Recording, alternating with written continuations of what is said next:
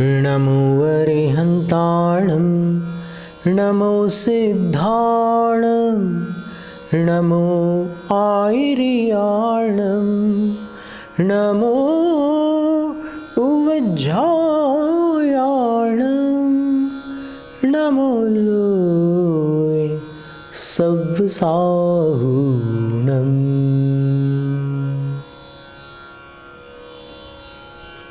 आचार्य वादिराज मुनि 14वें काव्य में आगम का महत्व प्रकट करते हुए कहते हैं,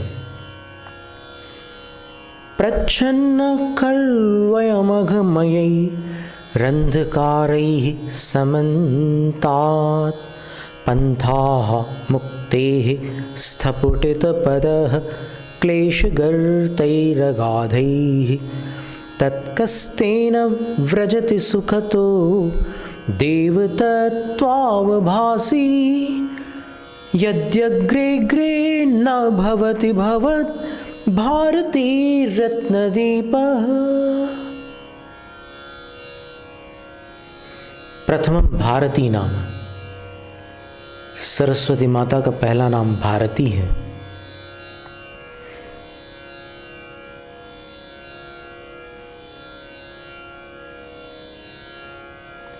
अयम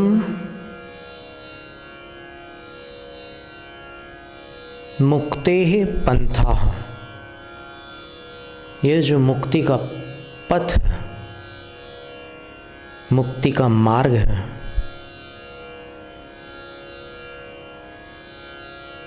खलु निश्चित रूप से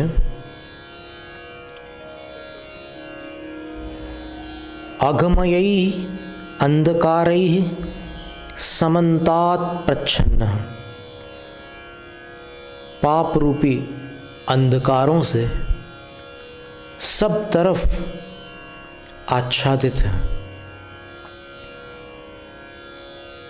यानी इस रास्ते पर कदम कदम पर पाप का अंधकार है। रंच मात्र असावधानी से स्खलित हो सकते हैं, अंधेरे में भटक सकते हैं। और कैसा है? स्थपुटित पदः, उबड़ खाबड़ पद वाला है, अर्थात इस मोक्ष के मार्ग पर जो कदम रखे जाते हैं वो सीधी समतल भूमि पर नहीं रखे जाते। उपसर्ग और परीक्षाओं की उबड़ खाबड़ भूमि पर कदम रखे जाते हैं। बड़ा उबड़ खाबड़ मोक्ष का मार्ग है। और वो क्लेश कैसे हैं? वो परिषा और उपसर्ग रूप है। क्लेश गर्ते ही अगाध ही, क्लेश रूपी अगाध गड्ढों के कारण वह मार्ग उबड़ खाबड़ है, बहुत गहरे गड्ढे हैं। विभिन्न प्रकार के उपसर्ग होते हैं और विभिन्न प्रकार के परिषय होते हैं। शास्त्रों में परिषयों के 22 भेद बतलाए हैं और उपसर्गों के 4 भेद बतलाए हैं, देवकृत, मनुष्यकृत, तिर्यंचकृत और प्रकृतिकृत। तो इन क्लेशों के गड्ढों से वह मोक्ष का मार्ग उबड़ खाबड़ है। तो 2 बातें हो गई। एक तो पापमयी अंधकारों से यह मोक्ष मार्ग निश्चित रूप से चारों ओर आच्छादित है, और परिषा और उपसर्ग रूपी क्लेश के गहरे गड्ढे इस मोक्ष मार्ग में होने के कारण ये बहुत उबड़ खाबड़ है, समतल और एकदम आसान नहीं है। इसलिए हे देव, हे आराध्य अरहंत प्रभु,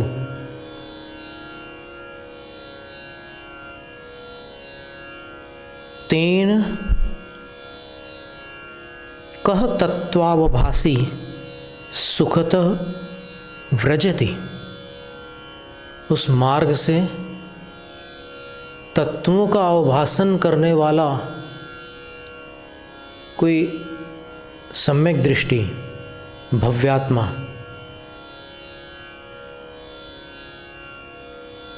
तत्वावभासी बड़ा महत्वपूर्ण विशेषण है, क्योंकि ध्यान की 5 पात्रताओं में एक पात्रता तत्व विज्ञान है।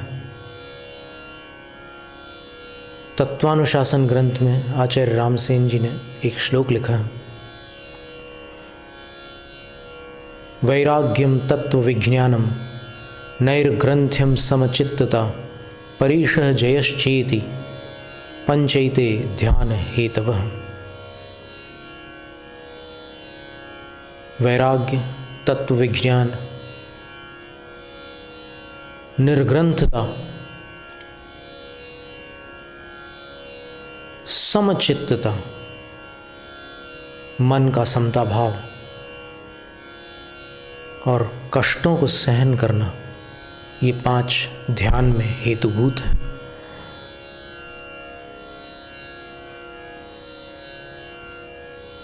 तो तत्वावभासी होने पर भी वो कौन है जो उस मोक्ष के मार्ग से सरलतापूर्वक सुखपूर्वक व्रजति जा सकता है?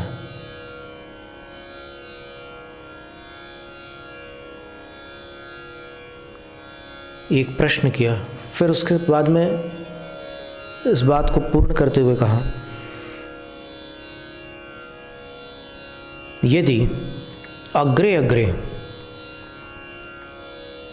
यदि आगे आगे, यानी वो चलने वाला चल रहा है पर उसके आगे आगे कुछ और चल रहा है, अगर वो आगे आगे चलने वाला ना होता तो फिर कौन आसानी से चल सकता था मोक्ष मार्ग पर? तो आगे आगे क्या चल रहा है? तो बोले भवत भारती रत्न दीप अग्रे अग्रे न भवति। यदि आपकी वाणी का रत्न दीपक सामने सामने नहीं होता तो फिर ऐसे कठिन मोक्ष मार्ग पर आसानी से कौन चल सकता था? इसका तात्पर्य है कि मोक्ष मार्ग कठिन ज़रूर है, लेकिन उस पर से भी आसानी से चले जाते हैं लोग, और आसानी से वो लोग जाते हैं जिनके सामने आगम का प्रकाश होता है।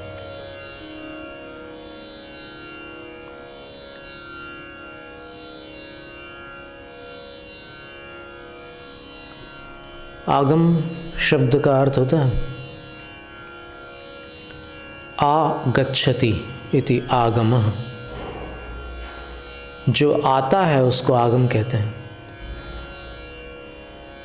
आता है का अर्थ समझ में आता है ऐसा नहीं लगाना, जो वहां से आता है। वीर हिमाचल तय निकसी, गुरु गौतम के मुख कुंड दरी है, उसका नाम आगम है। वहां से आ रहा है, आगच्छति इति आगमः। और इसको श्रुत भी कहते हैं, क्योंकि सबसे पहले तो दिव्य ध्वनि सुनकर गणधरों ने उसको मुहूर्त मात्र में 12 अंगों में काव्यात्मक निबद्ध किया, और उसके बाद उनकी श्रीमुख से सुनकर जो उनके शिष्य प्रतिशिष्य आदि थे, उन सब ने उसको श्रुत, श्रुत का अर्थ होता है सुना हुआ, उस परंपरा से सुरक्षित रखा। फिर शास्ता शास्ति सतो हितम, समंतभद्र स्वामी ने उसको शास्त्र कहा। क्यों? क्योंकि शास्ता जो है, जिन शासन के शास्ता आप्त भगवान है, और आप्त सर्वज्ञ वीतराग और हितोपदेशी हैं, तो उनके द्वारा शासित जो शासन है उसमें जो सतो हितम,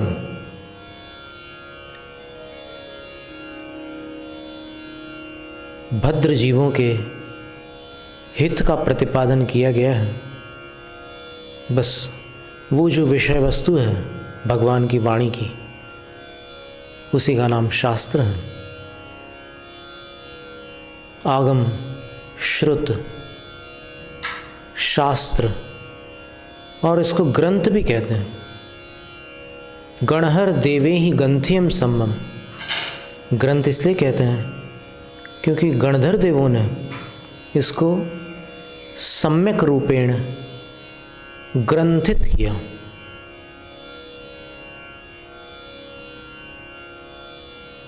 यानी अक्षरों में निबद्ध किया, श्रुतात्मक रूप दिया, शब्दात्मक वर्णन किया। दिव्य ध्वनि के विषय में बहुत प्रकार का वर्णन मिलता है।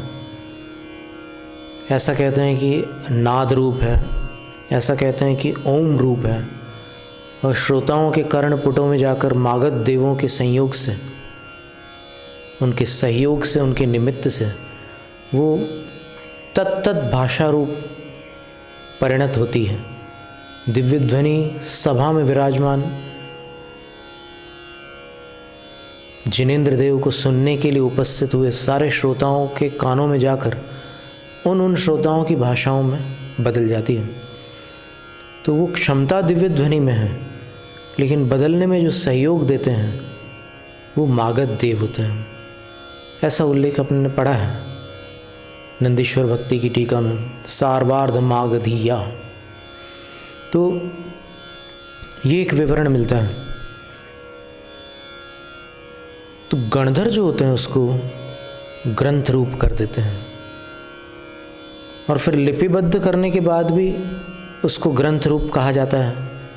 तो वो लिपिबद्ध ग्रंथ हो गया, और वो उन्होंने जो बनाया है भगवान गणधर देव ने, वो वचनात्मक है। तो इस तरह ऐसे अनेक नाम हैं जिनवाणी के, और माता सरस्वती भी कहते हैं।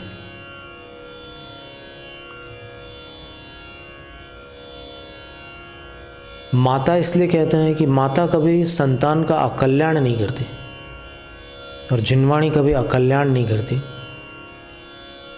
पर जिनवाणी से कोई अपना अकल्याण कर सकता है, क्योंकि दुर्बुद्धि के लिए इष्ट से भी अनिष्ट का संपादन शक्य है। जिनवाणी में ही ये उल्लेख है कि स्वाध्याय किस क्रम से किया जाता है। जैसे आदि पुराण में लिखा है आचार्य जिनसेन स्वामी ने कि सबसे पहले गुरु के मुख से श्रावकाचार और अध्यात्म को पढ़ लो, और उसके बाद फिर बाकी सब चीज़ें पढ़ो। कोई अगर इस क्रम का उल्लंघन करके अपने मन से कोई भी ग्रंथ उठा करके पढ़ना प्रारंभ कर दे, क्रम अव्यवस्थित होने के कारण लाभ के स्थान पर हानि संभावित है। कभी कभी अध्ययन का अभिमान ऐसा बढ़ जाता है कि उसके अंदर विनय गुण प्रकट ही नहीं हो पाता, जबकि मूलाचार ग्रंथ में विनय को मोक्ष का द्वार कहा है, और जहाँ विनय नहीं है वहाँ सम्यक कैसे हो सकता है। तो ये भारती का रत्न दीपक है। रत्न दीपक उस दीपक को कहते हैं जो स्वयं रत्न रूप है, और उसमें से एक ज्योत प्रकट हो रही है, एक उजाला निकल रहा है। और वो उजाला ऐसा है कि वो बाकी सारे दीपक आंधियों में बुझ जाते हैं, हवा के झोंके से भी उनकी लौ थरथराने लगती है। पर ये रत्न दीपक जो होते हैं ये किसी आंधी या तूफान से बुझने वाले नहीं होते। तो यहाँ पर जिनवाणी को रत्न दीपक कहा है। तो उस कठिन मार्ग में भी ये दीपक प्रज्वलित रहता है और उस तत्वावभासी का मार्ग प्रकाशित करता रहता है। यदि ऐसा माना जाए कि शास्त्रों को छोड़कर अपन गुरु का सहारा लेकर ही अपना कल्याण कर लें तो क्या बुराई है।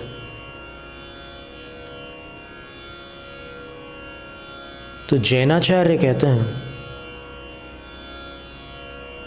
कि जिन शासन जिनेंद्र भगवान का निष्पक्ष शासन है, स्याद्वाद शासन है, अरहत भक्ति में एक श्लोक है, श्रीमत् परम गंभीर स्याद्वादा मोघ लांछनम जीयात् त्रैलोक्यनाथस्य शासनम जिन शासनम।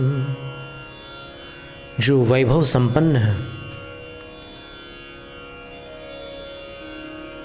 अत्यंत गंभीर स्याद्वाद रूपी सार्थक चिन्ह से चिन्हित है,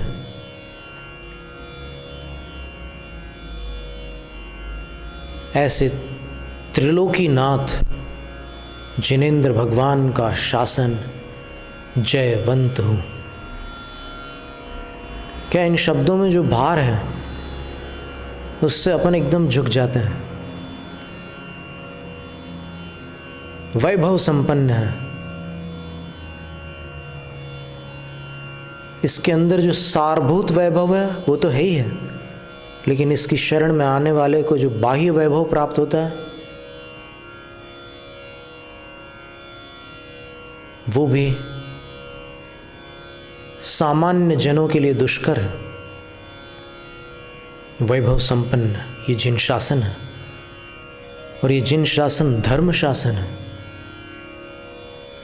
ये राज सत्ता वाला शासन नहीं है, ये जयवंत हो, ऐसी प्रार्थना की अरहत भक्ति में। तो इस जिन शासन में आचार्यों ने बहुत सावधानी बरतने की बात कही है, बार बार सचेत किया है। जैसे भगवती आराधना के 38वें काव्य में आचार्य शिवार्य कहते हैं, पद मक्खरंच एकम नहु रोचेद जो सुत निर्दिष्टम अवशेषम रोचंतो मिच्छाइट्ठी मुणेयपु। सूत्र में निर्दिष्ट एक पद को अथवा एक अक्षर मात्र को भी जो मान्य नहीं करता, वह अवशिष्ट संपूर्ण सूत्र को और शास्त्र को मान्य करते हुए भी मिथ्या दृष्टि जानने योग्य है। रहणसार की दूसरी और तीसरी गाथाओं में ग्रंथकार ने सम्यक दृष्टि और मिथ्या दृष्टि की पहचान बतलाई है कि जो आगम को मान्य करता है वो सम्यक दृष्टि है, और जो आगम को सामने रखकर मनमानी बातें करता है वो कुदृष्टि है, मिथ्या दृष्टि है। आचार्य नेमिचंद्र सिद्धांत चक्रवर्ती ने गुम्मटसार जीवकांड की 27वीं 28वीं गाथा में लिखा है कि सम्यक दृष्टि जीव कौन होता है। तो बोले जो जिनेंद्र भगवान की बात को स्वीकार करता है। सम्मा इट्ठी जीवो वेठम पवेणम तो सद्धहदि असभ भावम अजान मानो गुरुणी होगा। लेकिन स्वयं अनजान होने के कारण गुरु के माध्यम से कुछ गलत बातें भी स्वीकार कर लेता है।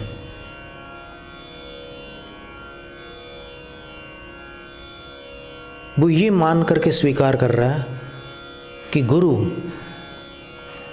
आगम चक्षु है और वो मुझे आगम की ही बात सिखा रहे हैं,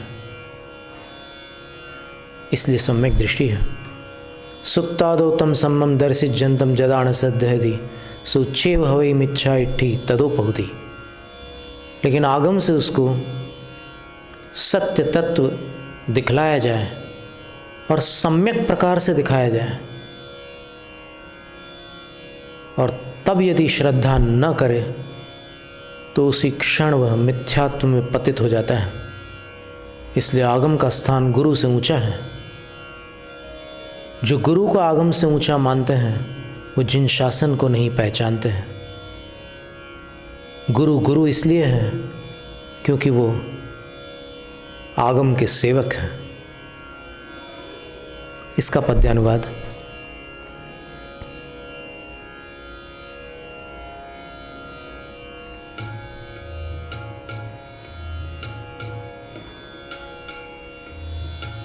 उबड़ खाबड़ गहरे गहरे कष्टमयी गड्ढों वाला मार्ग मोक्ष का पाप तिमिर से दिखता है काला काला।